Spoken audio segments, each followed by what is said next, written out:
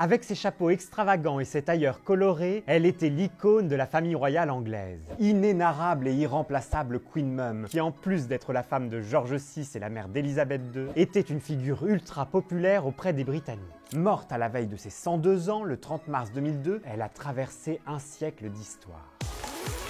Imaginez, en 101 ans, elle a tout vécu. L'abdication d'Édouard VIII, le couronnement de son mari, George VI, la mort de celui-ci, puis le couronnement de sa fille aînée, Élisabeth II. Elle a vu tous ses petits-enfants se marier, mais aussi divorcer. C'est d'ailleurs elle qui a poussé son petit-fils préféré, Charles, à épouser Lady Diana, qui était la petite-fille de sa meilleure amie et dame de compagnie, Lady Fermoy. Queen Mum avait mis beaucoup d'espoir en Lady Di, qui lui semblait être la candidate parfaite pour devenir un jour reine consort. Raté!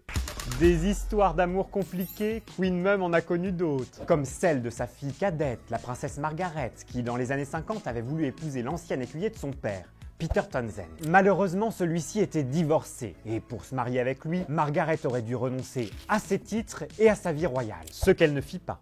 Au contraire de Margaret, Queen Mum, qui s'appelait en réalité Elisabeth, a vécu un mariage prospère et solide avec le prince Albert, qui deviendra George VI en 1936. Bien qu'héritière d'une grande famille écossaise et même descendante du roi Robert Ier, Elizabeth Boscawen n'était pas au départ considérée comme la fiancée princière idéale. Mais en plus de séduire Albert, son futur mari, elle finira aussi par se faire apprécier par son beau-père, George V, qui disait d'elle en plaisantant « Si elle n'arrivait pas toujours en retard, elle serait parfaite ».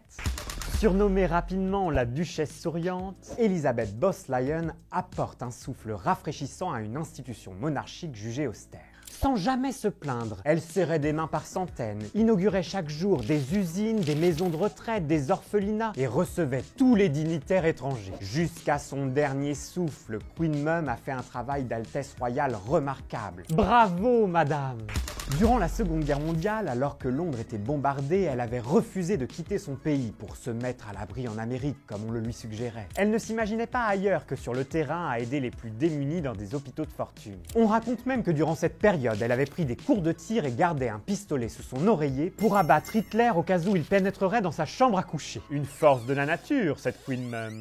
Elle avait aussi un style incroyable. Bien avant Élisabeth II, Queen Mum avait un goût prononcé pour les tailleurs aux couleurs criardes et les chapeaux à fanfreluche. Elle avait fait de son style extravagant une marque de fabrique, voire un symbole. On retient aussi de Queen Mum son naturel toujours gai et son penchant pour les boissons alcoolisées. Car oui, elle buvait du martini tous les jours, comme du petit lait. Et dès 11 h du matin, elle prenait son premier verre de gin. Je rappelle qu'elle a malgré tout vécu jusqu'à 101 ans. Mais attention, l'abus d'alcool est dangereux pour la santé. Il me faudrait encore des heures pour vous raconter Queen Mum. Un destin incroyable.